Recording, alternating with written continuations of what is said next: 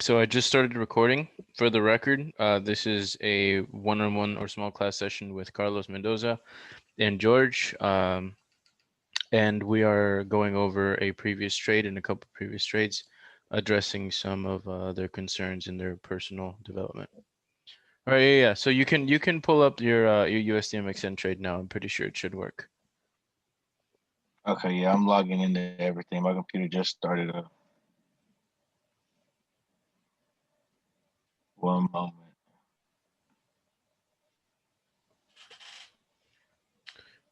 So me and George were just talking about like how they started trading and stuff like that. But I also, did you guys all look at the comment that I sent out earlier today, referring to the comment that I made about the elections and how the election is going to bring in certain things? Oh yeah, about the whole. Yeah, I seen that. That was yesterday, right? I think it Uh-huh. was. Yep, I remember. Let me see. USD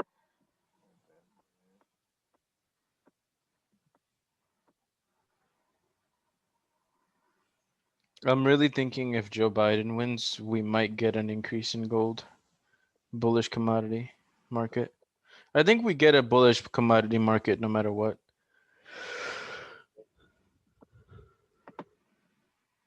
So if that happens, then that means that in result the dollar dies. If Joe Oh, Biden wins, most probably the dollar is going to collapse. oh God. I mean, the thing is, he's not very good Okay. when it comes to financing, but you know. Right, that's so true. However, we would also get our energy sector like completely up through the roof. So Okay, what I saw, it was a 1 hour. Can y'all see my screen? yeah, we can see. Okay, so what I saw, bro, is I seen these equal highs right here, right? Mm-hmm. And then I seen price was pushing bullish down here. Okay. Then I seen the break of market structure.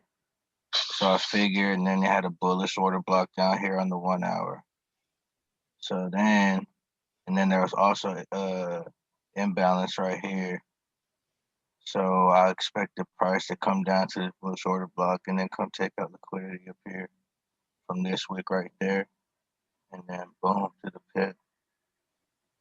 I really could have caught the move down because I figured it purged this liquidity and then wanted to continue down, but I just completely just forgot about it. That's actually really, really impressive that you know that out of the get-go. Who taught you that? Y'all, bro, you involved, honestly, bro. Really? Yeah, Hmm. like watching y'all's liquidity videos, literally all that, bro. Like y'all, literally that opened my mind, bro, to a whole, literally another dimension of trading, bro. Well, I appreciate the compliment. Here's the thing. You caught that almost perfect. Like that was a perfect play. Because if you see the break of market structure, you also see how that market structure on higher time frames is also bearish. So that would have been another continuation of saying like, hey, that is most probably going to target liquidity, then come back down.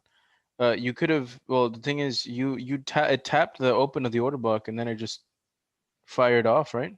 Yeah, literally like to the pip, and then grab that liquidity up top. And then after that, like straight after that, what would have been your next liquidity pool? Honestly, I was going to aim down here. Yeah, perfect. Since I seen this get purged, I was thinking down here. Yeah, that's perfect. Why do you think like why do you think so when we teach liquidity, one of the biggest things we talk about is we teach how liquidity is literally like a ping pong, right? So Mm. it comes toward and then it goes against. It comes toward and then it goes against.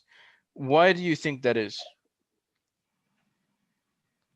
Like That why do you think liquidity up top needed to be purged before liquidity at the bottom? so they can take out everyone that was already going short. Perfect. And then they could continue their short position, right? Mm. So, are you familiar with Power of Three? No, not really. So, Power of Three essentially, and I explained this yesterday in class, is essentially this, right?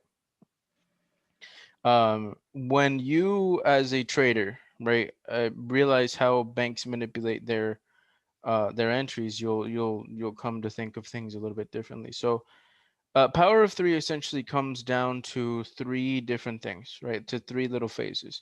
And those phases are accumulation, distribution, sorry, accumulation, manipulation, and distribution. Now, what is accumulation? Accumulation is essentially the accumulation of positions.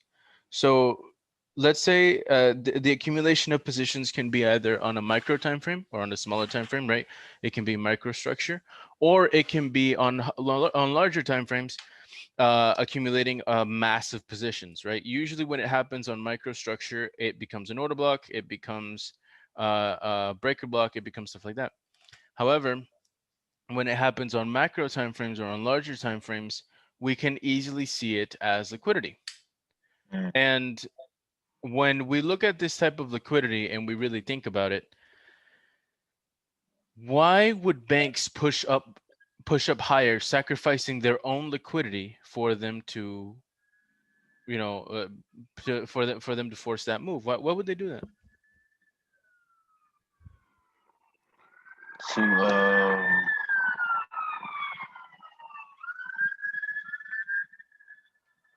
Why do you think they want to sacrifice their own capital? Because to push price up, they have to get into buys, right?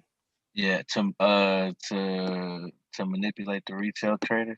To manipulate retail traders, to stop people out, to move people in opposite directions. That's essentially what they do. And I'm trying to pull it up for you right now. Mm. You can see the move, and I can explain it on the whiteboard. What day was it? This trade, Hmm. October 13th, around October 15th. October 15th. Yeah, October 15th. What time October 15th? uh, 4 4 p.m. or a.m.? 4 a.m.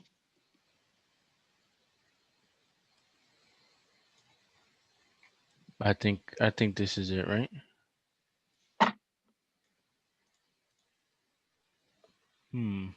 Oh, you're on the hour. Hold on. Yeah, I'm on the hourly. I thought you were on the 15-minute. My fault.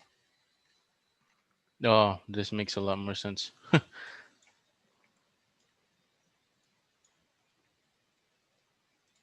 Hold on. I'm trying to get it.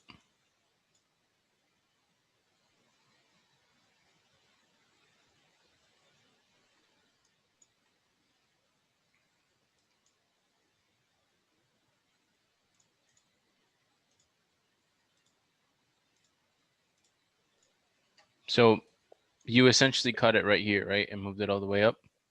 Yeah. So let's take a look at this from a liquidity perspective. First off, what do we see? We see that higher side, that buy side liquidity got taken out, and we see bearish market structure continuing. So we're fine, right? Now we start with this retracement. We see a sharp increase in price, then Mm. we see a return. When we see this sharp increase in price, we should always consider the origin. The origin of price ends up being right here, right? Hmm. Ends up being the last bearish candle here. So that is the origin of price. Now, when we end up considering the origin of price, we also realize something different. What is this right here? Uh, so order block, right? Not No, no, really. no, no, no. That's not order block. What is this right here? Like the last bearish candle, the origin of a move that breaks highs. That breaks highs. A breaker, right? Yeah, I see. Now, this could be considered a breaker, or this could be considered the breaker. Either way, you end up catching the move. I think it would really be this one, but either way, that's your nice zone, right? That's a nice zone that you can take to not be like too specific onto it. Now, Yeah. what is the importance of this? Well, we have liquidity up here, right? We know we have liquidity up here. Mm. Now, what did this candle do? It took out this liquidity back here. However, it left it exposed because it was very, very inefficient, correct? So because of that, we know that we have to return to this position. Since we know we have to return to this position, we will most probably overtake it. Since we will most probably overtake it, what's going to happen? We have to consider the origin.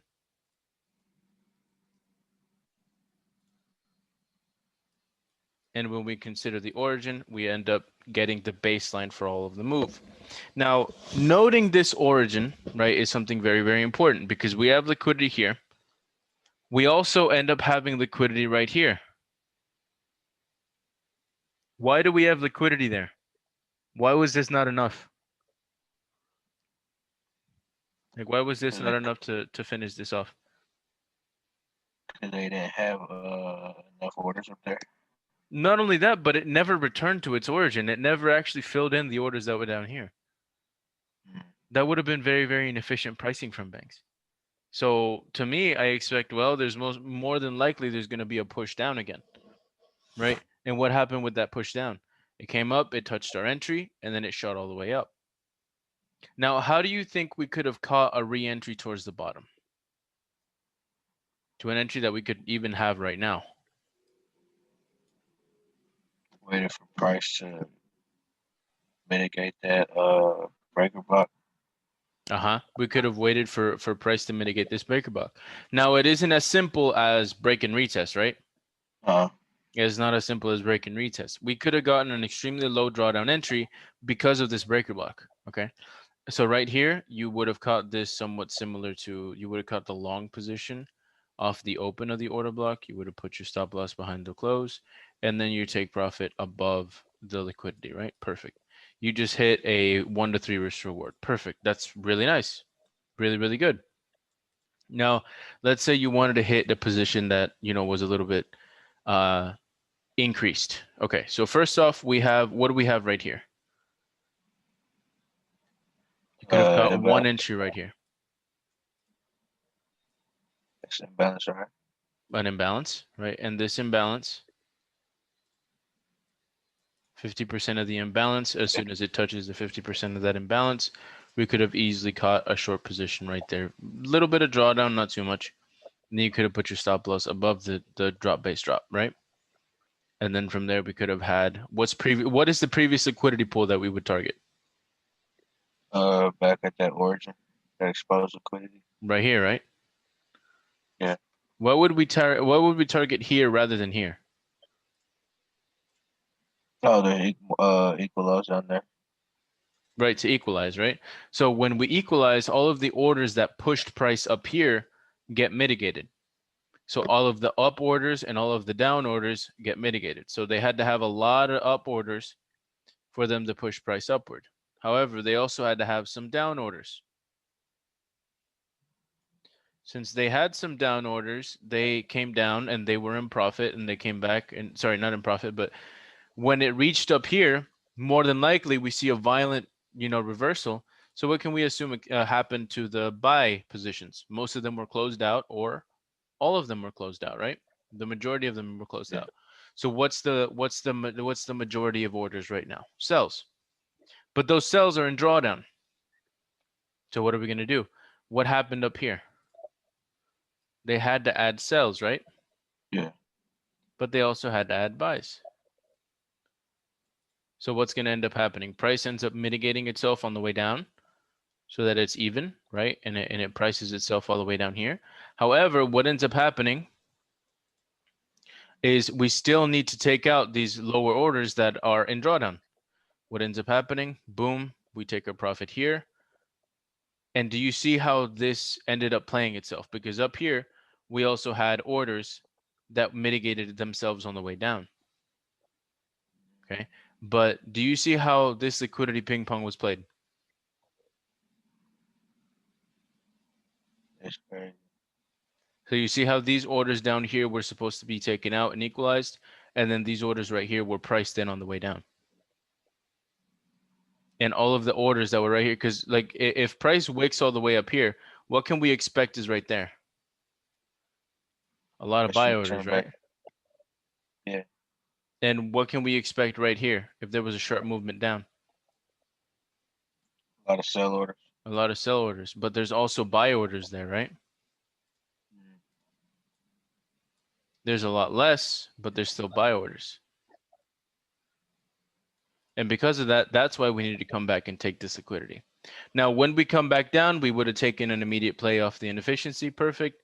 We would have put our stop loss above the R&R, and the DVD. And then from there, we could have targeted this bottom liquidity. Now, well, that would have been a 1-to-4 risk to reward ratio on the hour. That's pretty good. You could have definitely dropped into lower time frames and then reduced your risk, right? But we're trading this how you would essentially normally trade, smart money. So from there, you would have taken 2 entries, really nice entries, really nice positioning. What would have been your third entry?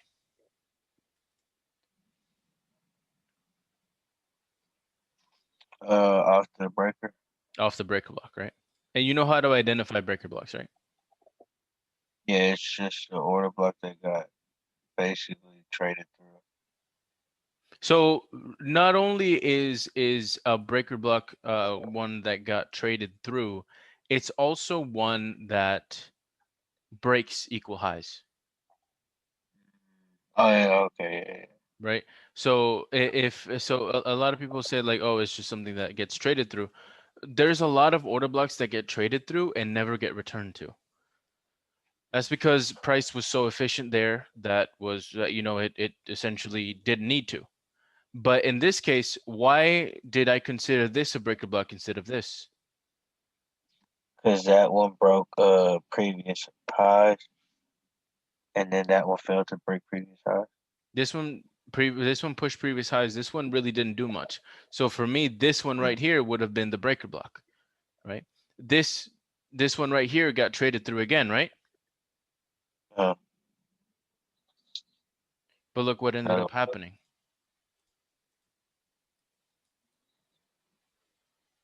Now, I would really only take 1 entry in this case, but you could have considered this and you could have said, well, that seems like a previous price. You could have also taken this as an order block play. yeah. Do you know how to pick your order blocks?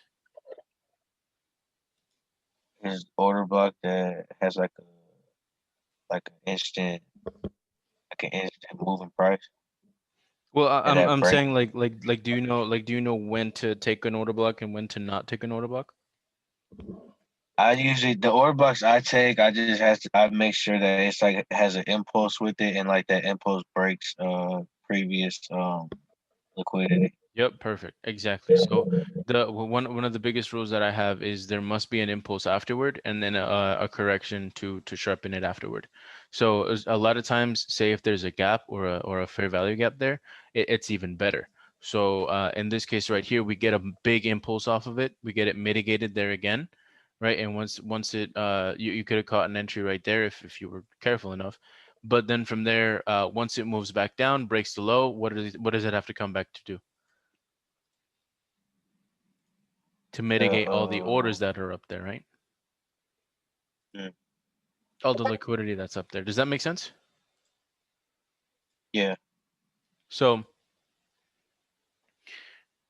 in this move, we caught it off of the breaker. Our risk to reward was 1 to almost 9 because of the fact that the breaker is so small that we can reduce our risk. Perfect. Now, you could have also caught an order block play afterward if you were really, really paying attention. In total, you would have caught, I don't know how many pips this is, like in terms of pips. yeah. Uh, It's hard. I don't really understand how to count. Exotics are weird when it comes to pips. I think this would be like, it's not 200 pips, but I think it would be like a solid, I don't know. But you caught a decent move on USDMXN, which is an exotic and it works even better. Now on the second entry, you would have caught, another decent move and then another decent move down if you wanted to really catch the bottom low. And then from there, you would have caught a third entry on the breaker. So you would have caught one bullish off the order block, immediate play, taking out liquidity. You would have waited for the move down, taking it out right here on the inefficiency. And then third, you would have taken it on the previous breaker, and you would have caught another move down, one which you can hold all the way to till breaking these lows and even lower if you wanted to. If you wanted to hold that right now, you would be in, how much profit would you be in? You'd be in a bit of profit. And then from there, if we look at previous structure, what would be our target? Probably down here, right? Most probably it would be down here. Why would it be down there? Because that's where price needs to go check out those other orders. Because these orders are still viable here, right? We have the orders that push price all the way up there. So that's something that you're definitely going to want to check out later in the future, right? Yeah. So down there may be our final target for USDMXN. And then we can see it play out as we may on the court to the right, right? But do you see your move here was actually very genius, because you caught it in such a precise way that it didn't even show itself until you took it. So you took it, and you took it how ICT would take it. So a Yeah, lot of honestly, bro, I was people, watching his videos too. That's what like. yeah, like you took it exactly how ICT meant it to be taken, because he's not looking for a million pips. He looks for the move and he takes it. That's profit. And that profit there led to more profit once that move completed itself. Now, what would have happened if it would have broken through itself? Well, at that point, like let's say it would have broken through. You would have looked for the breaker and you still would have had the same possibility there. You still would have had the same possibility there, but you would have looked for a different breaker, which in this case would have probably been this one, and look what happened in the future. So either way, you were right. You would have, if you would have lost this, cool. You would have taken the breaker, and then the breaker, once it switches, you would have caught the entry to the bearish handle. So do you see how good of an entry that was actually, now that we're looking back Yeah, at it? that's crazy. That was a Hindsight, really that's good crazy. entry that if you would have taken if you would have said like, hey, I'm gonna stay staring at this chart for like the next couple hours, you would have caught 3 entries, all hitting take profit with a risk to reward above 1 to 3. Throw the house on it. Fuck Yeah, yeah, that it. was actually very good. And some people may say like, oh well, we caught this on hindsight. Well, not really. You caught this in foresight, but what happens later is up to the market, not to us, right? It's crazy. I still have the markup, the screenshot of before, like literally the same day I marked it up, Yeah, and then and the I app. saw that. I saw you mark it up. And what did I say about it? I thought we said that we were gonna watch for a liquidity sweep, right? Yeah, Something like that. And we were talking about how that liquidity sweep would be pretty dope for it to do. Um, Now when we took it, like when, because I paper traded it on my records, on my trading view record. But I didn't actually take the trade, but it still would have been a really awesome trade for us to take. yeah. Just the fact knowing like the skill works. Yeah, it still worked. And imagine if you were FTMO funded right now, Yes, and you that's would have that's my taken. goal. I'm trying to build that confidence up, that psychology up right now. The best way for you to build that psychology is for you to practice and gain that confidence that you need. Now, do Yeah, because not I've been on hack confuse test too. overconfidence. Do not confuse confidence with cockiness, Yeah, because I confused that and I lost a lot of money doing that. Why? Because I felt like, oh yeah, I know what the market's gonna do. Oh yeah, okay. And what ended up happening? I got absolutely destroyed. Right? yeah, But why is that? I knew what I was doing, but I wasn't taking enough time out of my day to sit down and really analyze the market. I was watching YouTube while I was analyzing the market, quote unquote, right? I was like distracted. I was like half-assing it. And when my setups hit stop loss, I'd be like, why? And I'd be like, well, duh. Because I'm yeah, not taking the time out of my day to actually take it seriously, right? yeah. Fact. So the fact that you hit this setup and you've been taking time out of your day is already commendable. So let's look at this setup. So we know that our previous high was right there. So liquidity was purged already. Liquidity was purged already. However, once this liquidity is purged, what can we expect? Price to return to that area. Price to return to origin. What's our origin area?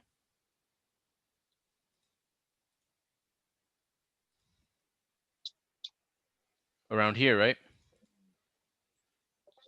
That's around where our origin is. You see that? Okay. Now, not only that, this becomes our origin, but we're not going to take a stop loss that's 60 pips, right? What we're going to do is we're going to try to go for accuracy. So in here, where would be our order block? That last up Would move. it be this one right here, or would it be this one up here? Top or bottom? I would say top because there's like a little bit. No, I say the second one because the top one already filled that imbalance up there. Perfect. So the liquidity currently lies at the second one at the bottom, because the bottom was the one that actually mitigated the first. So when we take a look at that and we see that price actually manipulated to come back up here, we can assume that there's a lot of orders here. So this actually ties back to power of three, where banks, what they do is they will manipulate price. So if you wanted to get more capital in a trade, you'd push price higher so you can get better entries, right? Because the higher entry for a sell is the better one, right? Yeah. So what a lot of times banks do is they sacrifice their capital at point A, right here. Well, actually, let me do it on the whiteboard. So they sacrifice their capital at point A, right? They get into massive loads of buys. What do they get into massive loads of buys? So that they can push price up to point B, so that then at this point they can enter a ton of sells. So they place a ton of buys here, accumulation of short positions. So for one, accumulation, for two, manipulation, and for three, distribution of profit, right? So they enter a ton of buys here. Now, what happens when they enter a ton of buys there? What happens to the market afterward? It goes up, right? Because there's a ton of buys in the market, right? Yeah. Now, afterward, what ends up happening to the market? Now they got it where they want it. Perfect. So what are they going to enter now? So Sells. They're going to stack sells here. Now, when they stack sells, this is where it really counts, right? Because then price will come back down here and take all of these out. So now they'll delete the ones that they don't need. They'll delete the ones that they don't need, but they'll keep the ones that counteract the orders up here, right? Because as long as they have enough to not crash the market, that's just enough for them to get by, which is perfect. But on the way down, what do you think the banks keep doing? stack. On a retrace, sells. But they also had to put buys in, right? To push the market higher. So you see how they ended up having to sacrifice their own capital? Like they had to go into drawdown to push price upward to actually buy. Yeah. You know, so they sacrificed their own capitals on the buy. However, on the sell, they pushed the sell downward so that they could throw the move where they actually wanted it to go. They accumulated positions so that they could manipulate the market and then get a their optimal entry for them to then distribute their profit towards the place where they actually wanted to move the market. Now, does this setup seem similar? It should, because you just took it here. That's crazy. So what do you think they were doing on the way up? They were manipulating price and they were adding buy positions. They were sacrificing their own capital. Now, where do you think in all of this, where do you think they mitigated those buy entries? At the bottom right there at the liquidity graph. At the which one? At the you meaning where they got out the like where they mitigated? Yeah. So they pushed buys upward, right? To Mhm. break this high. So they accumulated buy positions. Mhm. They manipulated price upward to get this liquidity grab to feed into this liquidity pool. And then they stacked sell entries here to violently push price forward and tap into this liquidity pool right down here. where do you think they exited these buy entries? At the when price returns back to that order block. That's why the breaker exists. Oh. The breaker exists because they still need to counterbalance their trade. So most probably they'll hold these trades. So let's think about it. If you were a bank and you wanted to efficiently move price, we know that up here they need to stack entries for them to not completely destroy the market, right? They need to put buys and sells. However, what if you didn't need to put a buy order there? You just put sell orders, which you can close at any moment because they're in profit. You'd stack a shit ton. Apologize for my language, but you'd stack a shit ton of buys right here, right? Yeah. Wouldn't you? To counteract these? Yeah. Now, once they hit up here, you'd take your profit to shorten up your buy positions, and then you'd shoot the market downward correctively. Now, after that, you still have to come back and you have to mitigate these trades, right? To not completely crash the market. So what are you going to do? Manipulate it again. You're going to play it again, and you're going to return to the breaker. That's what the breaker is for. That's what the breaker is for, and that's what the mitigation block is for. It's essentially the same thing, just one makes equal highs, the other one breaks them. Does that make sense? Yeah, that's crazy.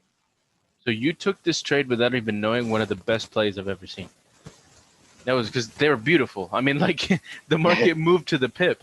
So, you know, it moved to the pip exactly how we're taught, exactly how IPDA determines it, right? Right. And IPDA is just smart money, George. So it moves it, you know, from the order block, boom, all the way up, takes this liquidity pool. Perfect. Now moves back down, takes this liquidity pool. The inefficiency was our entry. Boom, we could have gotten our entry. Now, what would have been our entry if we wanted to catch the sell?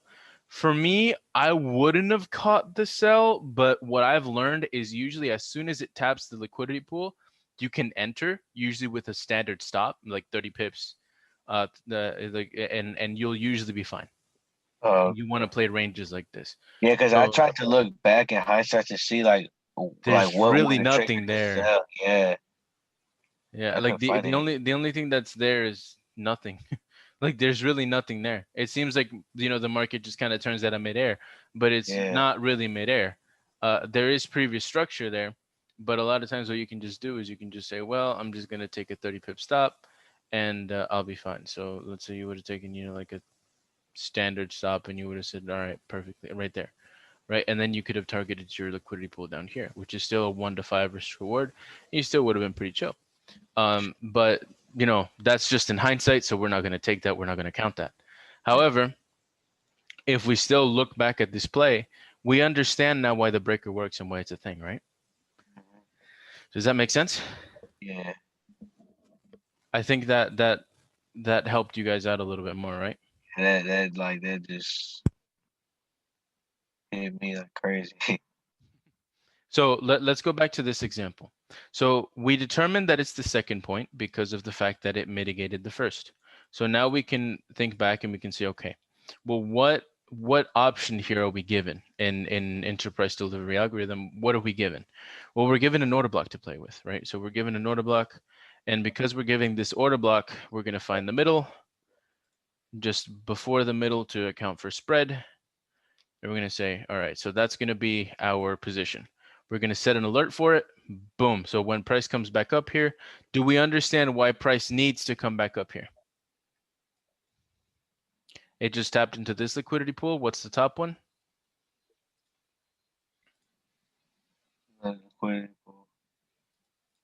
We have this liquidity pool up here. So that's the one that we're targeting next, right? Now, would we buy?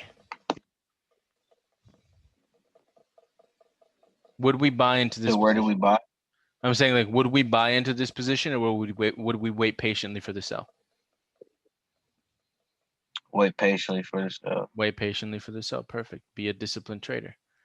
So this pair moves really, really smoothly. It's beautiful. One of the most beautiful pairs I've ever seen. Now look at what ends up happening. Short position, right off over 50%, stop loss above, 21 pips. What's our target? Target's down here, right?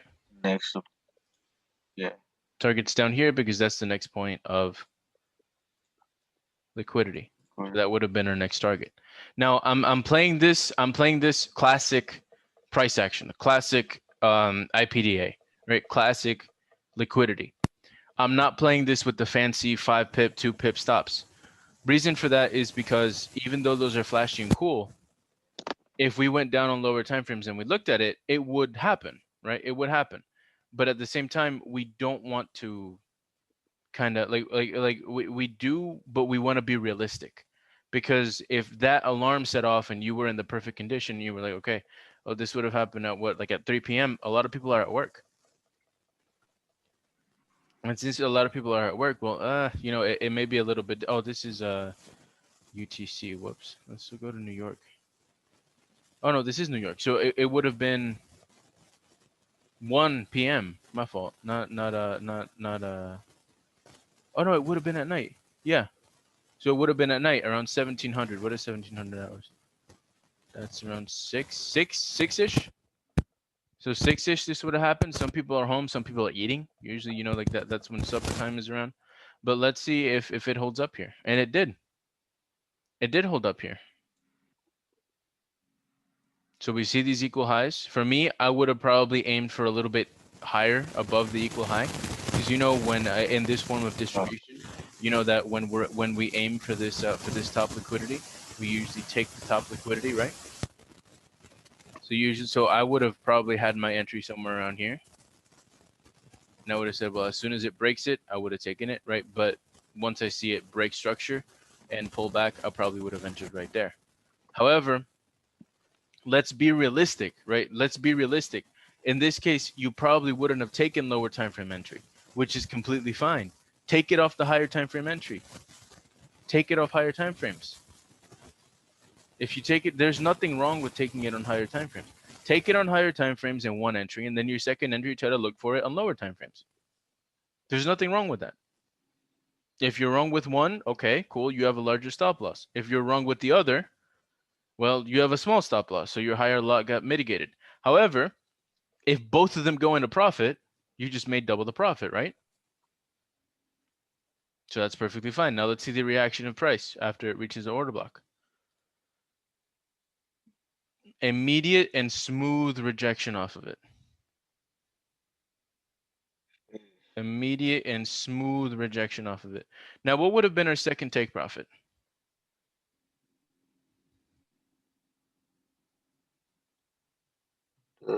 After this one. The previous liquidity. Perfect. So right here, right there, right? We have our take profit 1, and we have our take profit 2.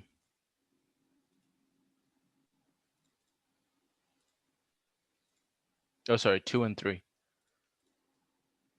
And look how take profit 2 and 3 got hit. So we ended up netting a total of 234 pips in a span of October 8th to October 22nd. So in the span of half a month-ish, week and a half trading weeks, we just netted 234 pips on a pair that we didn't even have to reanalyze. We didn't have to reanalyze it. So once we're done with AUD and ZD, perfect. We can move on to the next one. Who says we didn't catch 2, 3, 4 of these in the same week? 2, 3, 4 of these are, you know, 4, 5, 600 pips, 700 pips, just on 2, 3 pairs, because you understand where liquidity is going. And let's say you would have caught, you know, USDMXN within the period that you had AUD and ZD. AUD and ZD just gave you more margin to play with the USDMXN because you're blue. You're blue as hell on AUD and ZD. So then if you would have taken this TP, boom, perfect. All right, now you could have risked it a little bit more and said, all right, well, perfect. I'll risk a little bit of my profit on AUD and ZD to catch the sell. And guess what? You would have caught it. Because you already had that notion in your head, didn't you? Didn't you say like, oh, I want to sell, but I'm not sure where? Yeah, yeah. I just didn't know where to sell it at. Yeah, but even Because then, I knew it was turning once it purged that liquidity. I knew it was gonna reverse. I just couldn't know. I just didn't know where. so one thing that me and Wyatt were talking about when we were looking over like how we would backtest this is a lot of times for me, I told him for me a 35 pip stop has been working, and he said that the same thing for him. Usually, as soon as he sees the high get broken, he enters, or a little bit higher, he enters with a regular stop or a classic stop, as we call it. So from there, usually once it breaks that liquidity, just wait a little bit longer and then take it, and then you'll usually have a really good entry. Now, if it keeps going, reanalyze your entry because there's probably something you Yeah, got wrong. but But trust your stop at that point. That's why you're properly leveraged when you take a classic setup. Now, when you take a more advanced setup, meaning you take your 2, 3, 4 pip stops, that's when price is a little bit different, right? yeah,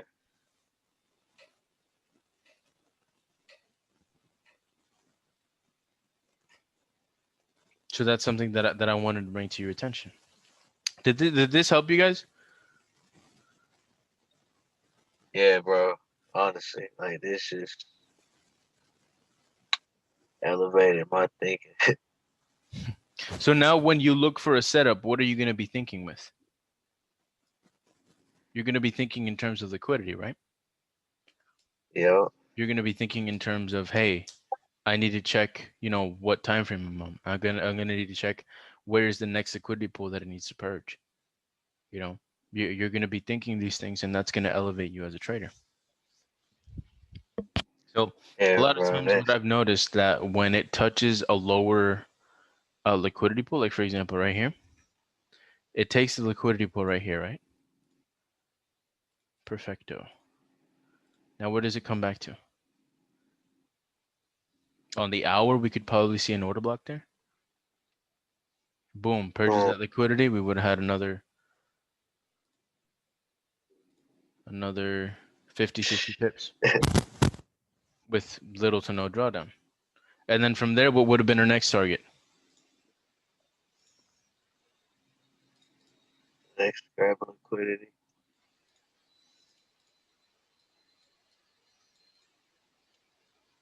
Right there, right? Because we failed to come back down here. We failed to come back Uh huh. down here, so we would have waited for this, and this would have created this range. Range, down, up, down. Do you remember Asia range? Yeah. Consolidation, down, up. So bottom liquidity pool, upper liquidity pool, sell. This is also covered in Yeah. Bootcamp 5, Yeah. crouching outside the order block. I cover it very, very shortly, crouching outside the order block, which is very, very helpful. Because if we're seeing the order block up here, and we see something like this shortly before the order block, play the order block. And we have this rally-based rally here that we bounced off of. And I'll explain rally-based rallies in a little bit. Cool, in another class. So, did this make sense to you guys? Yeah, bro. That's crazy. Did this help both of you? Yeah, it helped me a lot. Like a lot. Perfect, Pressing perfect, some perfect. things to Because my we actually dissected one of your own trades. yeah, bro. And like that helped me. Like honestly. Okay, so that's something that I'm probably going to be doing a lot more of. I'm probably going to be I'm going to be analyzing my own student setups to see what they can improve on, what they can do better, what they did good. Because I see that helps you guys. Yeah, it helped me a lot. So any final questions? Because it's almost it's midnight and a half here. No, I don't have no further questions, bro. What about you, George?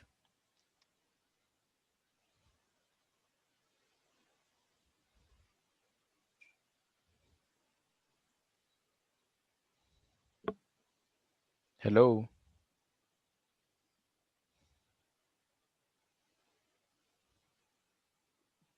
Okay, well, I'm gonna Then you gotta assume show me. I'm gonna assume he's busy.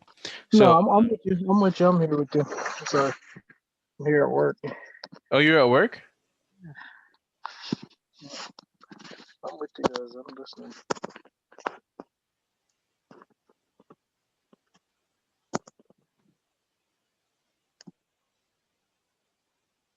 So, I think we're gonna end it off there.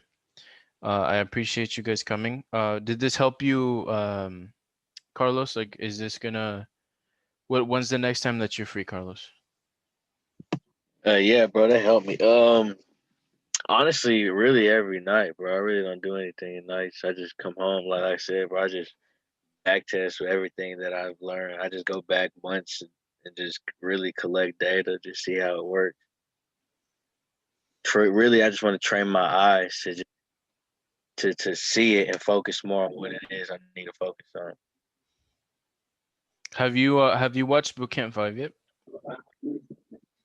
Not yet. I'm getting to it. All right, I think Well, that's I'm gonna on help you like out a ton. yeah, I'm on like two. Cause right now, bro, I've been like really since y'all started throwing the like doing the YouTube video stuff, and then you and Val, they like sort of a similar thing. So I just really just tied them together and just try to really create a system and just try to see how it really works and really dissect it to see how I can use it to my understanding and all that kind of stuff. Okay, that's actually that's something that I want to encourage, because both us and Vault do really good job in teaching people, like the basics. But at the end of the day, it's going to be up to the student to backtest, Hmm. which you're already ahead of the curve of. So I encourage that a lot. Yeah, for sure, bro. Backtest breakers. I think you might end up loving breakers. Yeah, I did, bro. That's like literally when I watched ICT's past video he just dropped. He was talking literally about solely like breakers, and then I have a PDF on Vault that they had that he had made, and I have that, so I use that when I backtest as well, and I start seeing like breakers are crazy, bro. Like when I started seeing them, it blew my mind, bro. I love it. I love it when students say that. But I'm going to stop recording for YouTube real quick. And yeah, thank you guys for watching.